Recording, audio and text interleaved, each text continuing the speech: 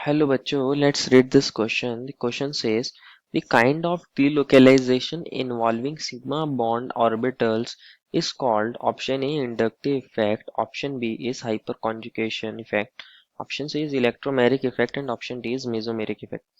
बच्चों इस क्वेश्चन में हमसे पूछा गया है कि हमारे पास अगर डीलोकलाइजेशन होता है सिग्मा बॉन्ड ऑर्बिटल्स का तो हमारे पास वहाँ कौन सा इफेक्ट होगा। तो फर्स्ट ऑफ ऑल बात करते हैं इस क्वेश्चन में हमारे पास की कंसेप्ट के बारे में। की कंसेप्ट क्या होगा बच्चों, हमारे पास यहाँ कौन से इलेक्ट्रॉन्स का डीलोकलाइजेशन होगा, कौन से बॉन्ड के इलेक्ट्रॉन्स का डीलोकलाइजेशन होगा, सिग्मा बॉन्ड के इलेक्ट्रॉन्स का डीलोकलाइजेशन होगा। Delocalisation of sigma bond electrons, this is the key concept. बच्चों अगर हम वन बाय वन सारे इफेक्ट की बात करें तो इसको समझते हैं।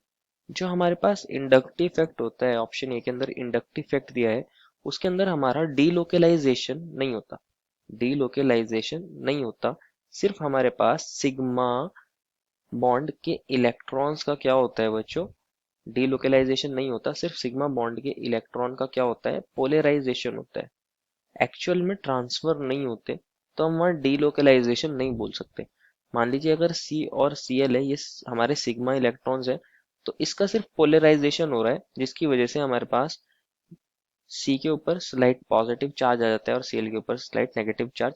एक्चुअल में ये Cl के ऊपर ट्रांसफर नहीं हो रहे हैं, तो इंडक्टिव इफेक्ट के अंदर एक्चुअल में ट्रांसफर नहीं हो रहे हैं, तो हमारा ऑप्शन ए इसलिए गलत हो जाएगा।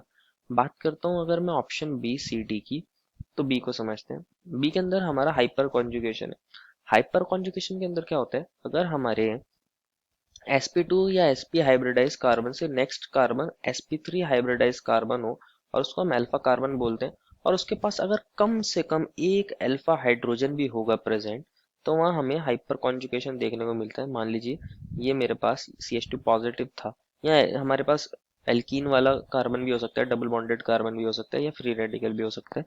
तो हमारे पास क्या होता है, यहाँ ये जो सिग्मा बॉन्ड के इलेक्ट्रॉन्स होते हैं C और H के, ये क्या करते हैं, यहाँ डिलोकलाइज हो जाते हैं, ये अपने इलेक्ट्रॉन्स को यहाँ डोनेट कर देता है और हमें हाइपर कॉन्जुगेशन देखने को मिलता है। यहाँ आ जाता है H के ऊपर पॉजिटिव और ये बन जाता है CH2 double bond CH2। Again मैं बोल रहा हूँ, यहाँ CH2 के अंदर हमें क्या देखने को मिल सकता है, यहाँ एल्कीन भी हो सकती थी या फिर यहाँ फ्री रेडिकल भी हो सकता था, वो भी हाइपर कॉन्जुगेशन दिखाते हैं अगर उनके next carbon sp3 hybridize alpha carbon और उसके पास कम से कम एक अल्फा हाइड्रोजन होता है, तो वहाँ हमें हाइपर कॉन्जुगेशन देखने को मिलता है। तो हो क्या रहा है बच्चों, हमारे कार्बन और हाइड्रोजन के सिग्मा बॉन्ड के इलेक्ट्रॉन्स डीलोकलाइज हो रहे हैं, तो ये हमारे पास हाइपर कॉन्जुगेशन इफेक्ट के अंदर होता है। तो हमें यही तो बोला था कि डीलोकलाइजेशन हो रहा है सिग्मा बॉन्ड इलेक्ट्रॉन्स का, तो हमारा ऑप्शन बी तो सही हो जाएगा। बात करते हैं ऑप्शन सी की और डी की। सी में बोला है हमें इलेक्ट्रोमैरिक इफेक्ट। बच्चों जो हमारे पास इलेक्ट्रोमैरिक इफेक्ट होता है वो टेम्परेरी इफेक्ट होता है। कैसा इफेक्ट होता है, टेम्परेरी इफेक्ट। और इसके अंदर बच्चों हमारे जनरली पाई इलेक्ट्रॉन्स या मल्टीपल बॉन्ड होते हैं इन्वॉल्व, सिग्मा इलेक्ट्रॉन इन्वॉल्व नहीं होते। टेम्परेरी इफेक्ट और कौन दिखाते हैं, यदि जिन कार्बन, जब हमारे पास कार्बन कार्बन के बीच में मल्टीपल बॉन्ड होते हैं और इन प्रेजेंस ऑफ रिएजेंट देखने को मिलता है। ये हमारे पास C डबल बॉन्ड C है, ये हमारे पास अगर कोई ऐसा रिएजेंट आ जाए मान लीजिए H+, तो क्या होता है, तभी ये हमारा यहाँ मूव कर जाएगा पाई बॉन्ड और हमारे पास क्या बन जाएगा बच्चों, यहाँ पॉजिटिव और ये H+ इस पे आके अटैच हो जाएगा और ये दो बॉन्ड्स। तो हमारे पास यहाँ पाइप बॉन्ड इन्वॉल्व होते हैं, सिग्मा बॉन्ड के इलेक्ट्रॉन इन्वॉल्व नहीं होते डीलोकलाइजेशन में, तो ये भी गलत हो जाएगा। एंड लास्ट ऑप्शन के अंदर कौन बोला था बच्चों हमें, मेसोमेरिक इफेक्ट। बच्चों मेसोमेरिक इफेक्ट के अंदर क्या होता है, हमारे पाए बॉन्ड्स इन्वॉल्व होते हैं। कौन से बॉन्ड्स इन्वॉल्व होते हैं, या तो एटलीस्ट कम से कम 2 पाई बॉन्ड्स इन्वॉल्व होने चाहिए, 2 पाई बॉन्ड्स, या फिर हमारे पास क्या होना चाहिए, 1 पाई बॉन्ड मिनिमम होना चाहिए, 1 पाई बॉन्ड, और हमारे पास 1 लोन पेयर इन्वॉल्व होना चाहिए ऑन एडजेसेंट एटम। तो वहाँ हमारे पास मेसोमेरिक इफेक्ट देखने को मिलता है।